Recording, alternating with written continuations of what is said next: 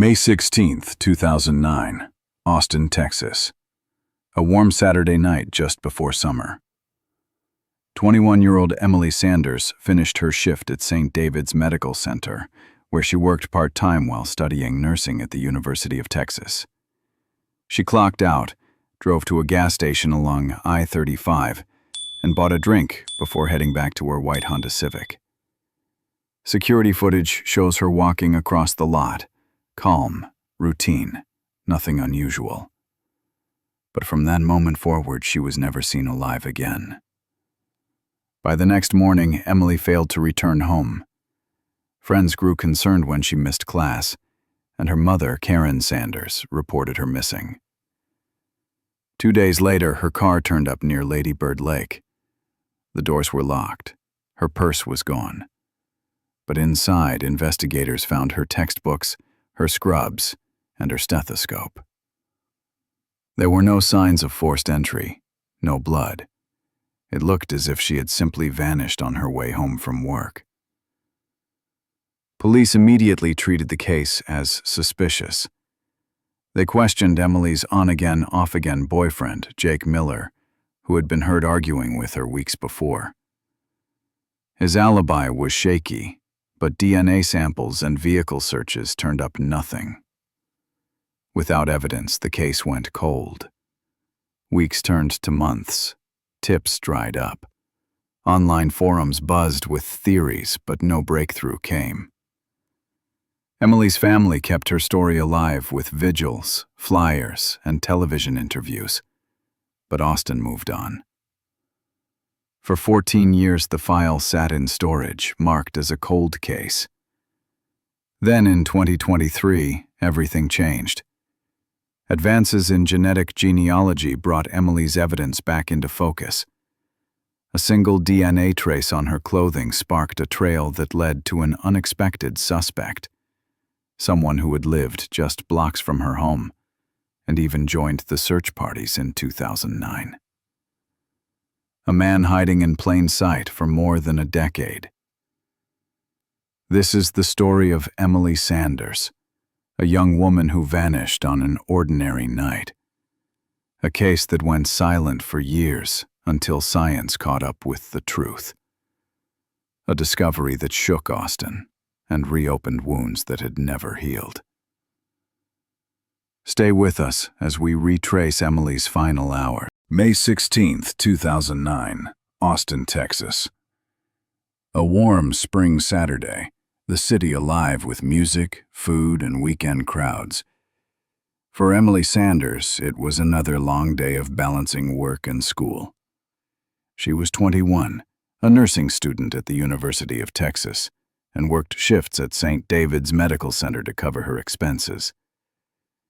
Friends described her as reliable, focused, and constantly on the move between the hospital and her classes. That night, she clocked out close to midnight.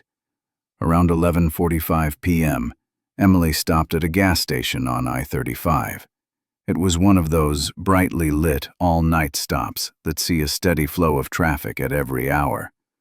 Security cameras captured her walking inside, buying a bottle of water and a snack. She looked calm. Nothing about her body language suggested trouble. She paid, stepped out, and crossed the lot toward her white Honda Civic. The footage shows her getting into the car. After that, the trail goes dark. By morning, Emily never arrived home. She missed her class at the university and didn't respond to phone calls from friends or her mother, Karen. At first, people hoped she had stayed with a friend or fallen asleep after a long shift. But by afternoon, worry turned into fear. Karen reported her missing. Austin police quickly recognized the situation was serious. 2 days later, officers discovered Emily's car near Lady Bird Lake. It was parked in a quiet area, away from the usual traffic. The doors were locked. Her purse was missing. Inside were her scrubs, her textbooks, and her stethoscope, placed neatly in the back seat. These were the items of someone who planned to go home after work, not disappear into the night. Detectives examined the vehicle carefully. There was no broken glass, no sign of forced entry, no blood.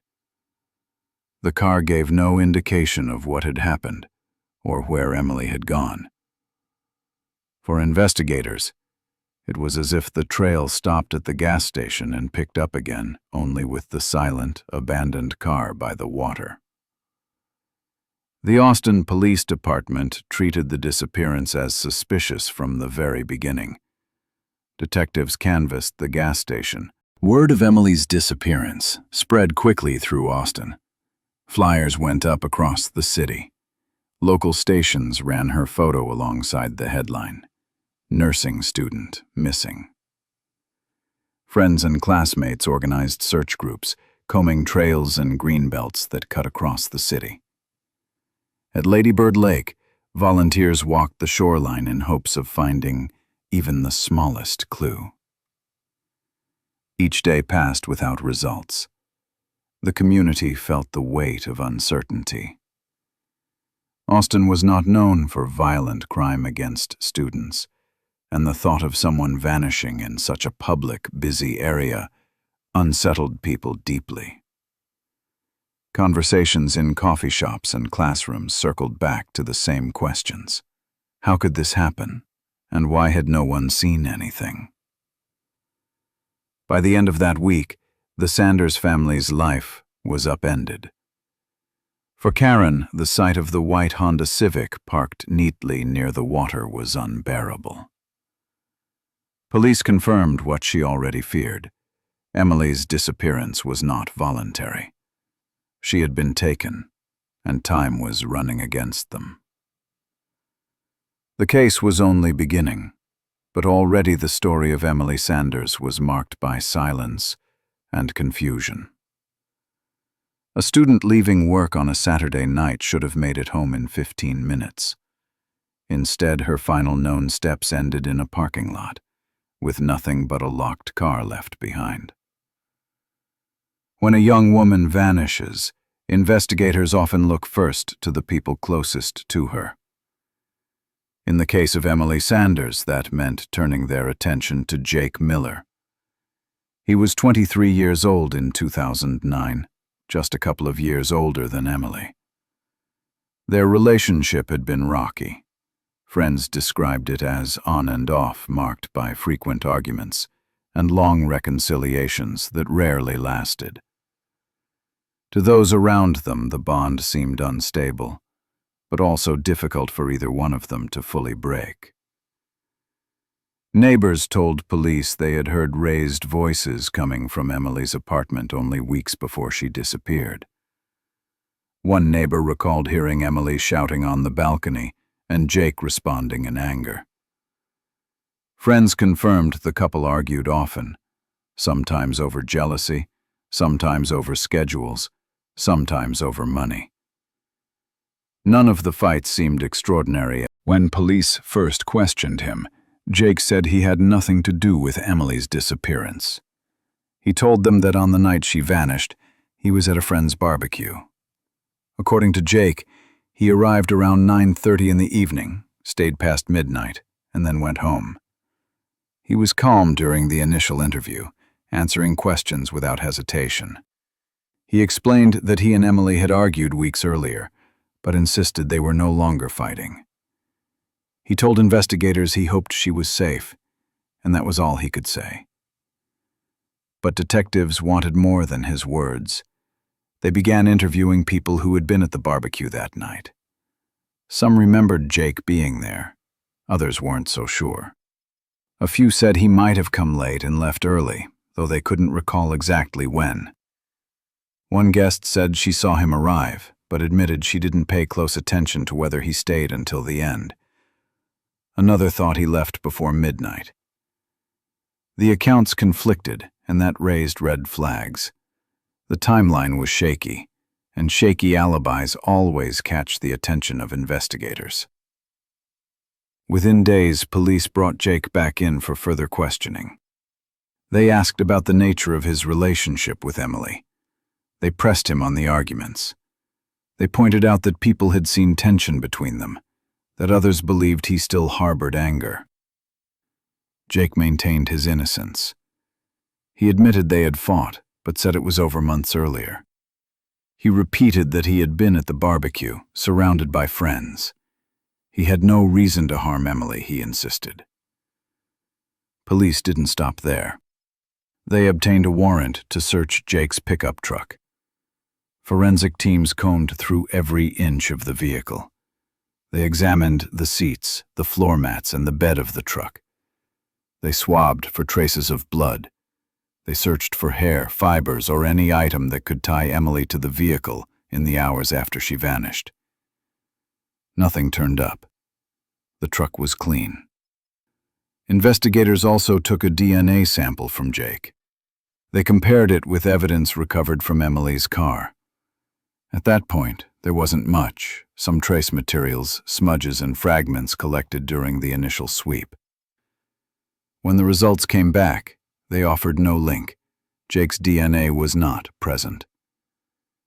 For detectives, that was a critical. Outside the walls of the police department, the story was different. In the community, whispers grew louder. Neighbors repeated what they had seen and heard. Friends speculated about arguments. Rumors spread quickly in coffee shops, on college campuses, and later across early Facebook crime forums. Online chatter painted Jake as the likely culprit. Comments appeared daily. He must know more than he's saying. Boyfriends are always involved. The police just haven't proved it yet. For Jake, the pressure became suffocating. He lost friends who no longer wanted to be associated with him. He struggled to keep steady work as gossip followed him into every new environment. Employers quietly questioned his background. Co-workers kept their distance, and the community never let him forget that his name had once been attached to Emily's case. Within a year, Jake left Austin. He moved to another Texas city, hoping to start over. But the stigma traveled with him. Whenever someone searched his name online, the old headlines reappeared. His face remained linked to a missing persons case that had never been solved. For Jake, life was permanently altered, even though investigators had publicly cleared him. This early chapter of the investigation revealed a problem common in missing persons cases. Once suspicion attaches to someone, especially a close partner, it can be nearly impossible to erase. Police may clear them on paper, but public opinion is not so easily swayed. The absence of evidence often looks, to outsiders, like the result of clever deception rather than actual innocence. Jake Miller became an example of what some call first suspect syndrome. He was the first to be questioned, the first to be scrutinized, and the first to be judged. For the Sanders family, Jake's role in the investigation was difficult. On one hand, they wanted answers and couldn't ignore the tension they had seen between him and Emily. On the other, the police's inability to prove any connection left them with more questions than clarity. As weeks turned into months, the lack of progress in other directions made the suspicion around Jake feel like a cloud that never lifted. Ultimately, the focus on Jake consumed critical time and energy. While police investigated him, other leads faded. Witnesses forgot details. This was the early investigation into Emily Sanders' disappearance. A focus that began with logic, but ended without resolution. It cleared one man officially, but left him marked forever in the eyes of his community. And as the months dragged on, Austin realized that if Emily's story was to be solved, the answers would have to come from somewhere else. When Emily Sanders failed to come home, her mother Karen refused to stay silent. From the very first week, she became the driving force behind the search. She called the police daily for updates, pressed detectives for progress, and reached out to the media to keep her daughter's face in the public eye. The Sanders family printed flyers, taped them across gas stations, grocery stores, and street corners. They mailed information packets to local news stations and pleaded for airtime. Every day without answers pushed them to fight harder. Search efforts grew quickly. Emily's classmates from the University of Texas volunteered. Nurses and hospital staff who had worked beside her on long shifts joined the teams. Neighbors and community members who had never even met Emily showed up to help. Groups combed through Austin's greenbelts, walking trail by trail, mile by mile. Boats and divers searched Lady Bird Lake, hoping to find anything that would point to what happened after Emily left the gas station. The efforts generated momentum and gave people purpose. But after weeks of intense searching, no new evidence appeared. The trail was already cold. Community support didn't stop. A candlelight vigil was held at Zilker Park, drawing hundreds of people. Professors and students from the university stood alongside families with small children. Strangers came, simply to show respect and solidarity. Local businesses pitched in, donating food for volunteers, printing supplies for flyers, and funds to sustain the search. Emily's face soon became familiar to nearly everyone in Austin. Her photo looked back from bulletin boards, grocery store windows, and coffee shop walls. In those early months, media coverage was constant. Local TV stations ran nightly updates. Newspapers highlighted Emily as a young student with a promising career in nursing. A life interrupted too soon. Online, her case began. Police felt the strain. Tips poured in, hundreds of them, each one requiring time to check. Officers followed reports of possible sightings, chased down names of strangers spotted near gas stations, and looked into claims of young women resembling Emily seen along highways. Again and again, the leads ended with nothing. Hitchhikers misidentified, joggers mistaken for missing persons, information that sounded promising but dissolved under scrutiny. The Sanders family grew frustrated, convinced that valuable time was being wasted.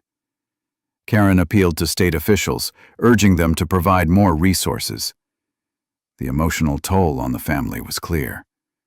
Karen became the public face of the search, appearing on television with direct pleas to the public. "We won't stop until we know." Extended relatives traveled to Austin to support the search. Fundraisers were organized to pay for ongoing awareness campaigns, from billboard rentals to extended flyer printing. Every effort was made to keep Emily's disappearance visible. But as weeks turned into months, momentum slowed. Police scaled back their active search. Detectives admitted there was no new evidence beyond the abandoned Honda Civic. Without leads, the investigation grew stagnant. 1 year after the disappearance, the case was formally reclassified as a cold case. For the family, this was devastating. They were left in limbo, with no closure and no clear path forward. The community, too, began to move on. Media coverage dropped off. Television stations shifted focus to news stories. Newspapers stopped running regular features. The Facebook groups that once buzzed with speculation grew quieter. A handful of people stayed active, but most drifted away. By the second year, Emily's case had joined the long list of unsolved disappearances in Austin. A young woman who had left work, stopped for gas, and vanished into the night was now remembered through fading posters and the memories of those who refused to give up. For the Sanders family, it was not the end, only a painful pause. But to much of the city, Emily's story was already slipping into the background. By 2023, Emily Sanders' disappearance had sat unsolved for 14 years. In 2009, testing those clothes had produced nothing useful. DNA recovery techniques were limited. Partial profiles often degraded, and evidence too small to test was left in storage.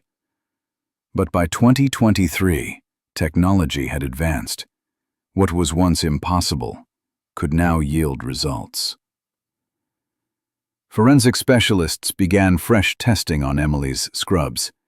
This time they found what earlier labs could not: touch DNA, fragments of genetic material left behind by direct contact. It was small, partial, but strong enough to build a profile. Detectives now had something tangible to work with for the first time in over a decade. The profile was uploaded to a genetic genealogy database, part of a process that had already solved dozens of cold cases across the country. Instead of looking for an exact match, genealogists searched for relatives, distant or close, whose DNA overlapped with the sample.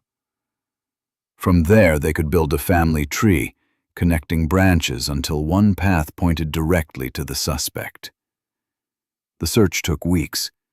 At first, the hits were faint, distant relatives scattered across the country. But as the genealogists traced marriages, births, and migrations, a pattern emerged. Several relatives had ties to Texas. Narrowing further, one branch led back to Austin, just blocks from Emily's apartment in 2009. At the center of that branch was David Harper. Harper was 55 years old. In 2009, he had been working in construction and HVAC repair. He lived only 3 blocks from Emily's residence. His criminal history was light: a few minor thefts, no violence, nothing that would have raised alarms. To his neighbors, he was remembered as a helpful figure, the type who would lend a tool or give advice on fixing a unit. But when detectives revisited his history, small details stood out. Harper had joined the early search parties for Emily. He was present at vigils, speaking casually to others about the case. At the time, no one thought twice about it. Volunteers often came from all corners of the community. But with the new DNA link, Harper's involvement took on a darker meaning. Had he inserted himself into the search to appear innocent? Investigators worked methodically to build the case. They mapped Harper's life in 2009, establishing his proximity to Emily and his opportunity. They reviewed statements from old neighbors, re-examined witness accounts, and reconstructed his routine at the time of her disappearance. The puzzle pieces aligned: a man who lived nearby, who had access to her path home, and whose DNA was on her clothing the night she disappeared. The Sanders family was informed privately before the news broke. For them, it was a moment of shock and grim relief. After years of silence, there was finally a name. Meanwhile, word spread quickly in the law enforcement community. Families of other cold case victims in Texas paid close attention. If Emily's case could be solved after 14 years, theirs might not be beyond reach either. By the fall of 2023, prosecutors had reviewed the evidence and approved the arrest. Detectives prepared quietly, ensuring there would be no mistake. The case that had once stalled for lack of evidence now stood ready for the courtroom, powered by technology that hadn't existed when Emily vanished. After more than a decade of unanswered questions, the breakthrough had arrived. November 2, 2023, Austin police closed in on a quiet suburban neighborhood. At 7 a.m., they approached the home of 55-year-old David Harper. He stepped outside to leave for work, and officers moved in. Within seconds, he was in handcuffs. Neighbors watched from their driveways as the man they had known for years was led away. The charges: kidnapping and the murder of Emily Sanders. The shock was immediate. For more than a decade, Harper had blended into the community. He fixed air conditioners, offered neighbors advice on repairs, waved from his yard. Many described him as polite, dependable, the kind of man you trusted. Now, headlines called him a suspect in a cold case that had haunted Austin since 2009. The Sanders family was stunned. For Karen Sanders, the realization cut deep. This was the same man who had once stood with her at candlelight vigils, who had helped pass out flyers. To learn that he had been the one responsible all along felt like betrayal on the deepest level. But alongside the public anger rose. Residents questioned why Harper had not been investigated more closely in 2009. He lived only 3 blocks from Emily's apartment. He joined search parties. He was present at vigils. How could investigators have missed him? Community meetings filled with frustration. On social media, families of other missing persons demanded reviews of old cases, convinced that more suspects might be hiding in plain sight. The arrest also sparked a broader debate. Many praised the use of genetic genealogy, calling it the most powerful tool ever developed for cold cases. Others raised concerns about privacy, questioning how far law enforcement should be allowed to go in searching family DNA. The case became a flashpoint in a national conversation about balancing justice with personal rights. For the Sanders family, none of that mattered in the moment. What mattered was that after 14 years of waiting, someone was finally being held accountable for Emily's disappearance. Harper's arrest didn't bring her back, but it was the first real step toward justice. This was the turning point in a case long thought unsolvable. But what happened next would matter even more. The confession, the trial, and the verdict. Stay with us as we uncover how Harper's own words confirmed what investigators had suspected, and how a courtroom in Austin delivered a final judgment. And if you're following this story, make sure to subscribe and share your thoughts below. Your voice helps keep cases like Emily's alive. After his arrest on November 2nd, 2023, David Harper was taken to the Austin Police Department. Investigators had waited 14 years for this moment. The DNA match was strong. The surveillance was solid. But a confession would make the case airtight. At first, Harper denied everything. Sitting across from detectives in the interview room, he insisted he had nothing to do with Emily Sanders' disappearance. He called the arrest a mistake. He repeated that he was innocent, that he was being framed. For hours, he deflected questions, refused to acknowledge the evidence, and demanded a lawyer. But detectives pressed forward. The turning point. Eventually, Harper broke. His words came slowly at first, fragmented, then clearer as the story unfolded. He admitted that on the night of May 16, 2009, he had followed Emily Sanders. He told detectives he saw her pull into the gas station on I-35 after work. He said he had been drinking that night and decided to approach her. He claimed he only wanted to talk, to offer help, to strike up a conversation. Emily, he said, brushed him off and tried to leave. That was the moment, Harper admitted, when he lost control. According to his statement, he forced her into his truck. Emily resisted. She fought him, scratched him, tried to pull away. He described a struggle that matched the evidence recovered back in 2009. The chaotic footprints, the torn fabric, the confusion near the vehicle. In the midst of that fight, Harper said, he strangled her. He did not describe remorse. He did not cry. His tone, as recorded in the interrogation, was flat and clinical.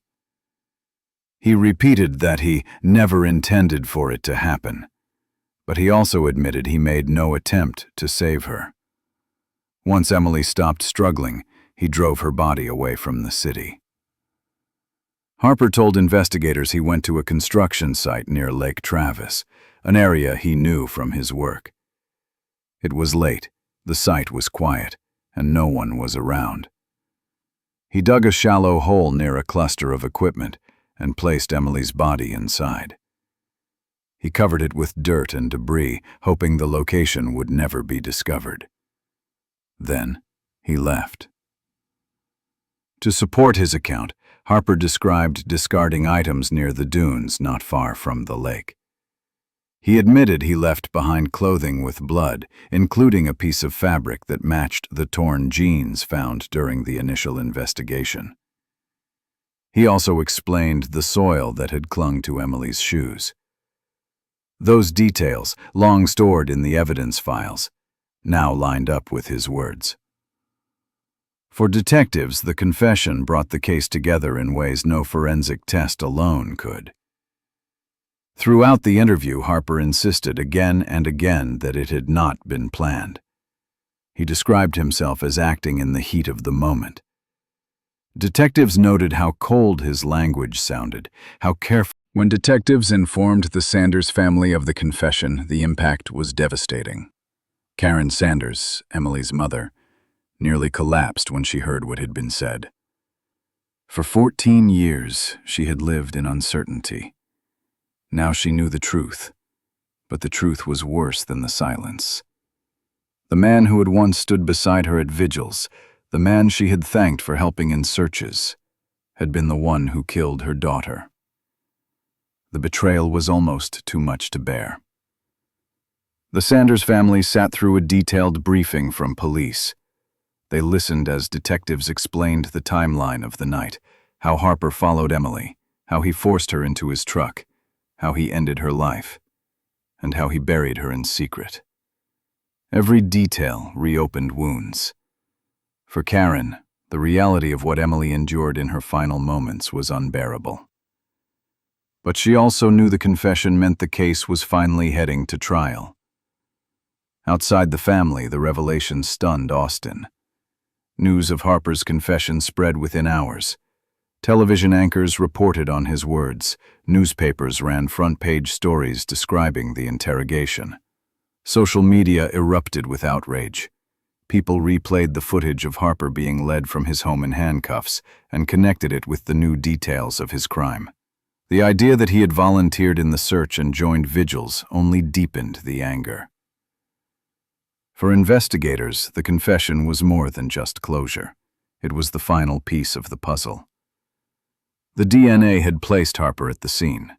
The confession explained the evidence that had puzzled detectives for years: the footprints, the torn jeans, the soil. The case file, once thin and incomplete, was now comprehensive. Detectives noted in their reports that Harper's own words confirmed the physical record of the crime. Prosecutors quickly prepared the case for court. The confession, combined with the forensic evidence, gave them overwhelming leverage. They planned to present the video recordings, the DNA reports, and the corroborating crime scene evidence together. The defense would be left with little ground to stand on. Meanwhile, the Sanders family braced themselves for what came next. They knew a trial was inevitable. They knew they would hear Harper's words replayed in court, that they would see the footage of his confession again and again. It would not. Still, many people were left unsettled. How had Harper been able to hide in plain sight for so long? How had a man who lived blocks from Emily's apartment, who joined searches, who shook hands with neighbors at vigils, escaped suspicion? The confession provided answers about what happened that night, but it also left behind troubling questions about the failures of the early investigation. For the Sanders family, the confession was both an ending and a beginning. It closed the door on speculation, but it opened the door to a painful trial. They now had certainty, but certainty came with a price. Emily's final moments had been spoken aloud, described in detail by the man who ended her life. That knowledge would never leave them. As prosecutors filed formal charges, Austin prepared for the trial that would follow. The city that had lived with Emily's disappearance for 14 years was about to hear the case laid out in court, step by step. And at the center of it all would be the confession of David Harper, a man who once hid in plain sight, and whose own words would now seal his fate. The confession of David Harper did not end the story. In many ways, it only began a new one. Once the details of his crime became public, Austin was shaken. People who had lived alongside Harper for years now learned that the man they trusted had been the one hiding the truth all along. The anger spread quickly. Crowds gathered outside the Austin Police Department and the Travis County Courthouse, holding handmade signs. Some read, "Justice delayed is justice denied." Others asked the question no one could ignore. Why did it take 14 years? The feeling was raw. The evidence had been preserved since 2009. Harper had lived 3 blocks from Emily's apartment. He had even joined the search. How could investigators have missed him for so long? For the people of Austin, the explanation that technology wasn't available in 2009 wasn't enough. The community wanted accountability. Students at the University of Texas took the lead. Emily had been one of them, and her story carried weight on campus. Within days of Harper's confession, students organized a memorial march. Hundreds walked from the nursing school to the steps of the state capitol, carrying. The media amplified the outrage. Local television stations aired roundtable discussions on what went wrong in the early investigation. Former detectives and forensic experts explained that in 2009, DNA recovery from small samples was limited. But commentators pushed back, pointing out that investigators had spent months targeting Jake Miller, Emily's boyfriend, even when evidence failed to connect him. In hindsight, that early focus looked like a mistake that wasted time and left Harper free. National newspapers picked up the story. Editorials asked whether the justice system was built to serve families like the Sanders, or whether it failed them until technology came to the rescue. One headline in a major outlet read, "14 years in the dark. Did the system abandon Emily Sanders?" On talk radio and podcasts, callers debated whether Harper's arrest represented justice or a symptom of deeper problems in how cold cases were handled across the country. Karen Sanders became a central voice in this moment. In an interview, she said, "We knew Emily was never forgotten, but the system made us wait too long. Families deserve more than silence." Her words resonated. She called for more resources for cold case units, for laws that required evidence to be preserved indefinitely, and for investigators to keep families informed even when cases slowed. The Sanders family's advocacy added personal weight to a growing movement. But with progress came controversy. The key to solving Emily's case had been genetic genealogy, building a family tree from DNA found on her scrubs and comparing it to consumer databases. The practice was powerful, but it raised questions about privacy. Civil liberties groups warned that opening consumer DNA databases to police could lead to overreach. They asked, if investigators can search through relatives to find suspects, how far will it go? Could innocent people be caught in the net? Despite those warnings, public opinion leaned heavily in favor of the practice. Polls showed that most people supported the use of genealogy in criminal cases, even if it meant giving up some privacy. For many, Emily's case was the example they pointed to. Without genetic genealogy, David Harper would. In Austin, the pressure on local authorities grew. Families of other missing persons stood alongside the Sanders family at rallies, demanding transparency. They wanted to know if their loved ones' cases were being tested with the same methods. They wanted reassurance that evidence had not been lost, that files had not been shelved and forgotten. The police department, under scrutiny, held a press conference to announce that dozens of old cases would now be re-examined using the latest forensic tools. It was a direct response to public outrage. The state legislature took notice. Hearings were scheduled in Texas to consider expanding access to genealogy databases and increasing funding for specialized cold case units. Lawmakers debated how to ensure evidence was preserved, how to protect privacy, and how to prevent mistakes, like the early focus on Jake Miller, from happening again. For many officials, Emily's case had become more than a tragedy. It was a test of the system's ability to evolve. Meanwhile, the Sanders family continued to speak publicly. Karen appeared at vigils, community meetings, and news conferences. Her message was consistent. Emily's case should not stand alone. If technology could solve one cold case, it could solve many more. Families should not have to endure decades of silence when answers might be locked inside an evidence locker. As Harper awaited trial, the city of Austin remained unsettled. People debated not only what had happened in 2009, but also what had happened in the years that followed. Was justice delayed because technology wasn't ready, or because the system failed to look in the right places? The question lingered in every conversation. The outrage did not fade. It grew into momentum.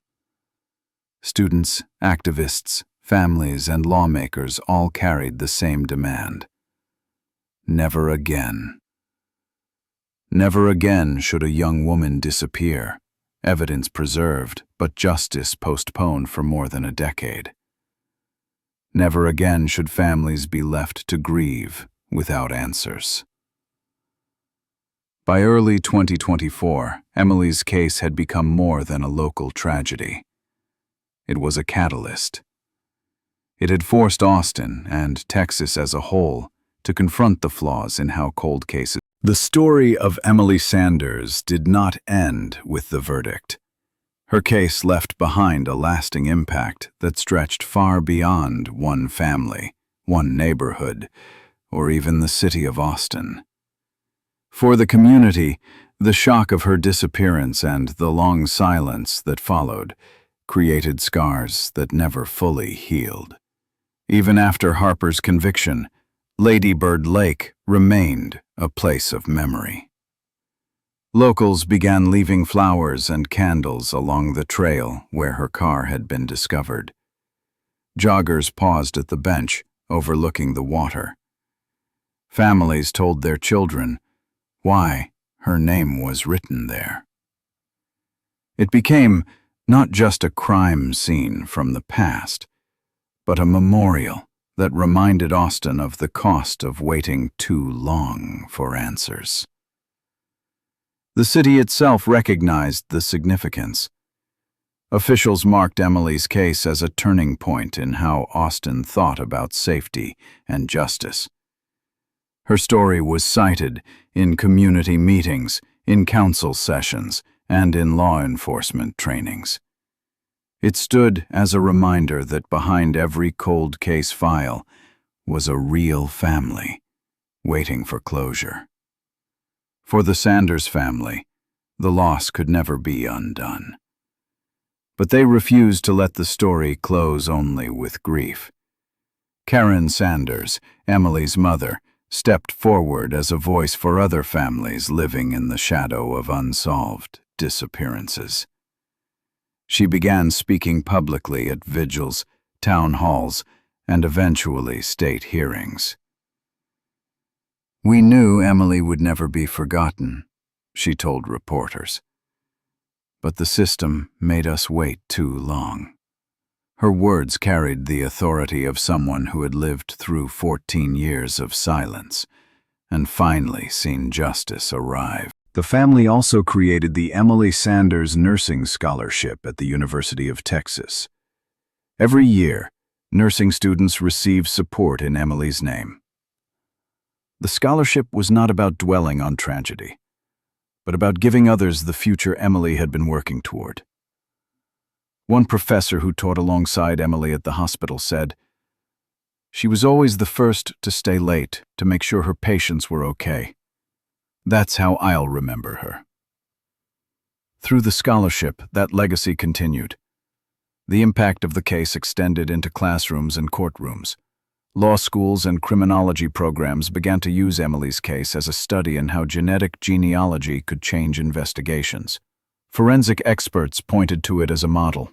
Evidence preserved for over a decade, reanalyzed with new methods, finally pointing to the truth. Police recruits studied the early missteps, the misplaced suspicion on Jake Miller, and the lessons about keeping an open scope. Texas, like many states, took legislative action. The state passed new requirements to preserve evidence indefinitely in homicide and missing persons cases. Funds were allocated to expand cold case units, giving detectives dedicated time and resources. Public hearings debated the balance between privacy rights and the needs of justice. But lawmakers pointed to Emily's case again and again as proof that technology could deliver results when nothing else could. Other states followed. Programs in California, Florida, and Illinois launched cold case reviews using similar genealogy methods. Some of those programs credited Texas for proving how powerful the approach could be. Conferences on criminal justice reform featured panels titled "The Sanders Case," exploring what went right in 2023 and what went wrong in 2009. At the national level, Emily's story became a reference point in the debate over consumer DNA databases. Privacy advocates warned that expanding police access could put ordinary citizens at risk. But many families of victims pushed back. They argued that justice must take priority when violent offenders were hiding in plain sight. In surveys, the public largely agreed. For most, the question was not whether to use the technology, but how to regulate it fairly. Beyond policy, Emily's memory lived on in annual gatherings. Each May, friends, students, and community members gathered at the University of Texas and at Lady Bird Lake to remember her. These vigils were not quiet, private events. They became platforms for advocacy. Survivors of other cold cases stood alongside Karen Sanders, sharing their stories and demanding change. Emily was no longer just a victim. She had become a symbol of persistence, of the idea that justice may come late, but it must still come.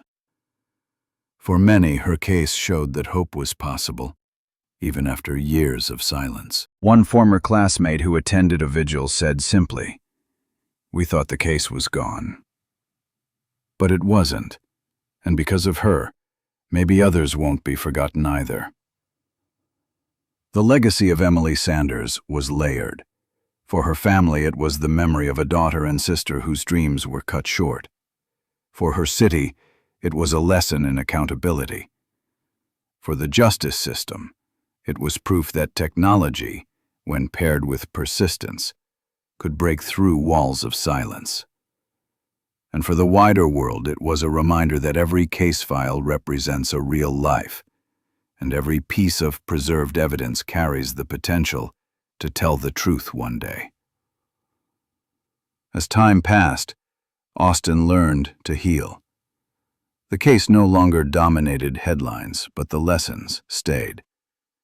The bench by the lake remained, the scholarship grew, and the phrase "justice delayed is not justice denied" became tied to Emily's name. Her story continued to drive conversations about reform and to inspire families who feared their loved ones would never be found. Emily's disappearance and discovery carried pain but also progress. It reminded a community, a state, and a nation that cold cases do not have to stay cold. Evidence must be preserved, families must be heard, and investigators must be willing to return to files long thought closed.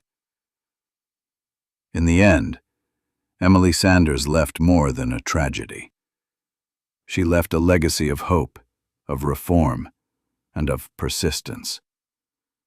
She reminded us that justice may take years, but it cannot be abandoned. Every family deserves answers. Every case deserves its day. If you've followed Emily's case through to the end, take a moment to reflect on what her story means for all families still waiting. And if you want to see how justice is pursued in other long-forgotten cases, make sure to subscribe, share your thoughts in the comments, and stay with us for the next investigation.